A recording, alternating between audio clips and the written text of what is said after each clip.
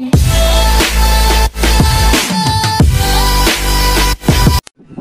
mga dudes, meron tayo rito ito troubleshoot, no? Dinala ng customer to, bukas na siya, wala na siyang cover, ganito na siya talaga. Pero ang brand nito is Yamato, no? Yung kulay dilaw yung harapan dito, tsaka merong hawakan, tapos kulay gray yung kanyang cover. Alam ko yan yung cover ng ganitong klaseng Yamato. Ngayon ang sabi po dito is walang output pero may power ata, alam kong gano'n yung sabi. Okay, check natin. Visual natin to.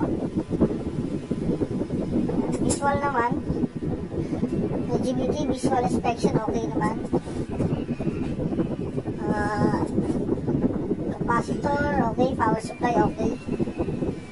Ayan, okay, check natin diode test. Unang-una natin ginagawa mga loads, basic pa rin, diode test. Okay, baliktarin lang natin. Ayan na.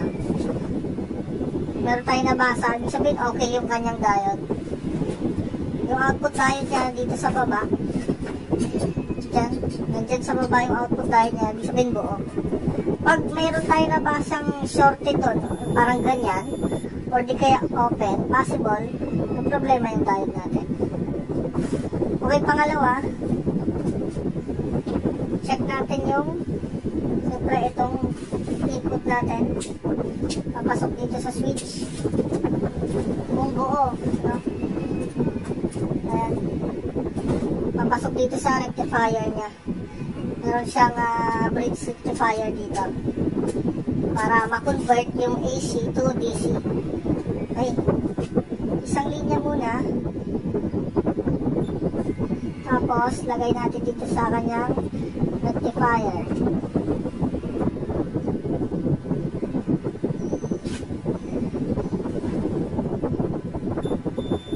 Okay, ibig sabihin buo yung switch, buo yung kable dito sa kabila.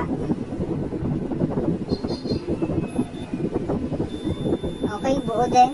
Pag pinag-short natin, ayan,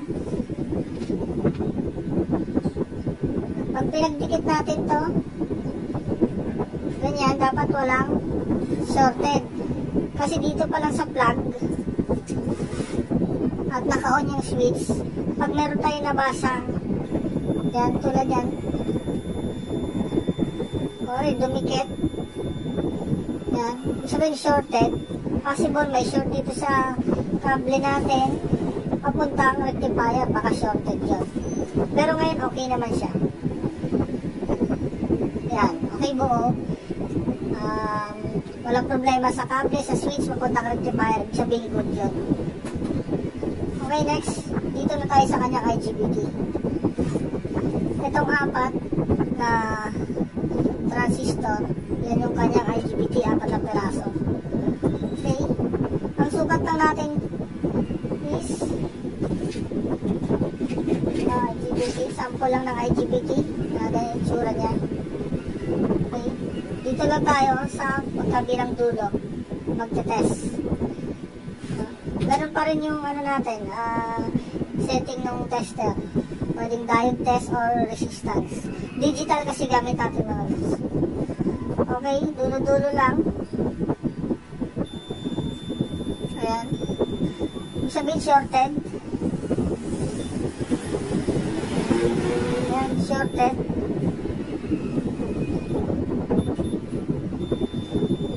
Okay. Bali lahat itong mga loads na IGBT shorted to. Ayan. Ang gagawin natin, tatanggalin muna natin yung IGBT na yan.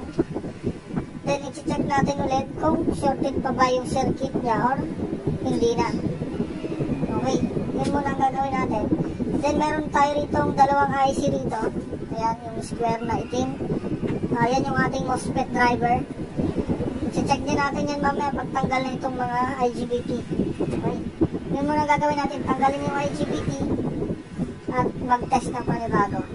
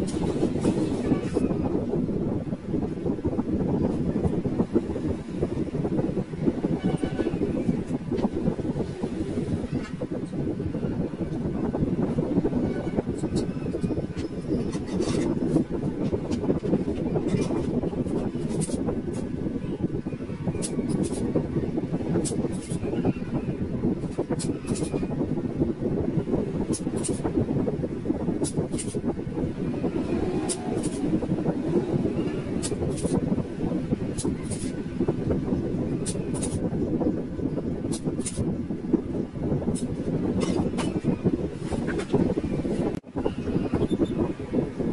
mga lods, tinanggal na natin yung kanyang IGBT. Ayan. Ito yung kanyang 4 IGBT. Ayan. Ang value niya, ayan mga lods. Ayan. 50 T65. Okay. Bali, 50 ampere, 650 volts yung kanyang IGBT. Okay. Test ulit natin yung paan ng IGBT dito. Okay. Yan. Tingnan nyo mga lods. Dapat meron tayong mabasang 22 ohms. Ayan. 22 ohms. 22.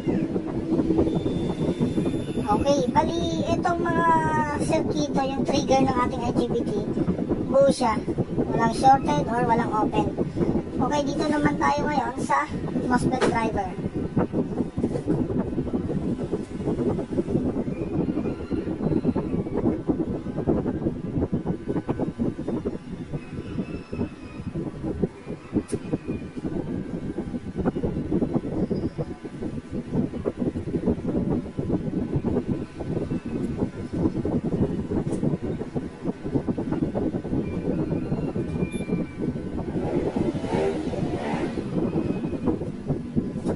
Okay, bali buo naman yung kanyang MOSFET driver. Tingnan natin mga lods itong frequency niya kung okay ba bago natin salpakan ng IGBT. Although kahit buo yan lahat, buo ating circuito, hindi natin malalaman kung tama yung frequency na binabato ng PWM natin. Kasi may mga instances na pag kahit salpakan natin ng IGBT at buo yung mga tinest natin kanina, pumuputok pa rin. Ngayon gagawin natin ganun, power natin, susukat tayo ng mga supply dito. Okay, yan, sukatin natin yung frequency niya at saka yung supply niya. Okay, okay mga lods, ayan, tinanggal natin yung IGBT, test natin itong MOSFET driver, okay naman. Ngayon iti-test natin yung kanyang frequency, kung ano ba talaga nilalabas ng frequency nito. Okay, first, testing ko muna yung output na itong ating transformer, yung driver transformer natin. Lagay natin sa AC. Lagay natin sa AC. Then, power natin. Yung driver transformer natin mga lods, itong transformer na yun na maliit. Yan, yung AC natin, syempre yan yung out nito, ating MOSFET driver. Papunta yan dito. Then yung output yan, yan yung mag-trigger sa ating IGBT. Okay. Power natin yung machine. Yan, may power na yan. Yan. Check natin yung driver transformer. Meron siyang 1 volt AC. Ayan. 1 volt AC. Pag dinisi natin, wala. AC lang siya. Meron 1 volt sa AC. Tapos, sa DC, frequency. Itong tester natin kasi meron itong frequency. Check na rin natin dito yung frequency niya. Okay, meron siyang 56.8. Yan, kilohertz. Okay? Yan, meron siyang 56.8 kilohertz. Kaya tingnan natin dito sa ating oscilloscope. Yan, meron tayong oscilloscope dito. Bali, dalawa yan, ilagay natin. Channel 1 tsaka channel 2. Okay yan.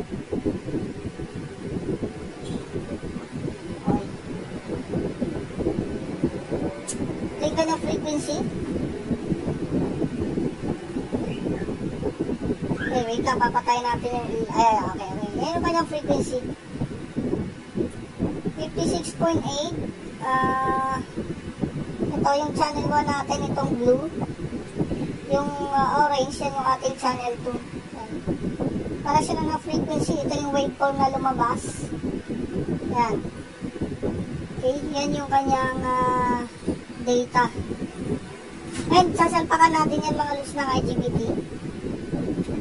Susubukan natin salpakan ng IGBT itong ating machine. Yan yung nakuha nating data sa kanyang frequency.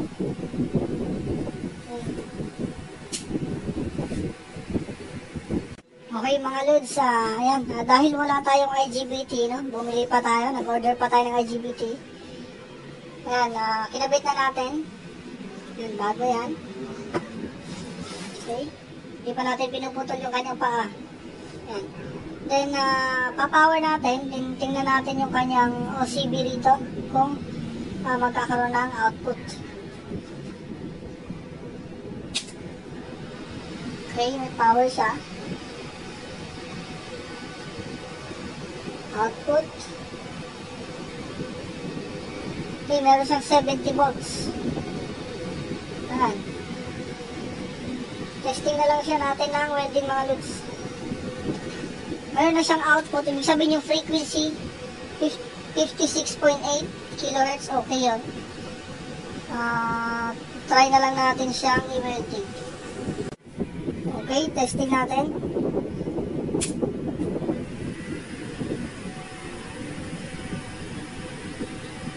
Yan. Okay, bali itong electrode natin, 2.5 na 6013.